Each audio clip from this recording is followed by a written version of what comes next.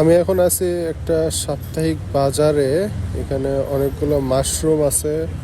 মাশরুমগুলো খুবই সুন্দর। আমি এর আগে কখনো এত সুন্দর সুন্দর মাশরুম দেখিনি। এগুলো সবই কিন্তু খাওয়া যায়। হ্যাঁ, এগুলো একটাও বিষাক্ত মাশরুম না।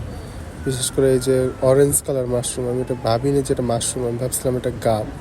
পরে দেখি এটা মাশরুম। এগুলো মাশরুম শুটকি মনে হয়। এখানে অনেক সবজি সবজি বলতে এখানে সালাদ টাইপের সব কিছু আছে। আর এটা হচ্ছে গিয়ে বেরি ফল আর একটা চেরি ফল। চেরিটা হচ্ছে গিয়ে ছোটো ছোটো যেগুলো উপরে ইয়ে করা ফোটা ফোটা, এগুলো চেরি ফল। স্ট্রবেরি, এটা সবচেয়ে সুন্দর ফল। এটা হচ্ছে তিন ফল, এটা অনেকটা মিষ্টি লাগে। হ্যাঁ, বাংলাদেশের ডুমুর এরকম, কিন্তু আসলে তিন ফলের স্বাদটা ডুমুরের মতো না। ডুমুর তো কষ্টা টাইপের, এটা অনেক মিষ্টি এবং সুস্বাদু একটা ফল। চেরি ফল অনেক ভালো লাগে, তবে এই চেরি ফল এই সময় অনেক টক লাগে।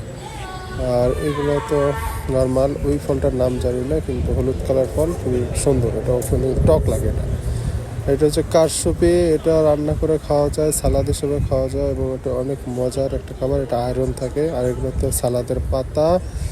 এখানে সালাদের পাতাগুলো সালাদ হিসেবে খেতে অনেক ভালো লাগে, অনেক পুষ্টিকর। এই আর কি সব কিছু।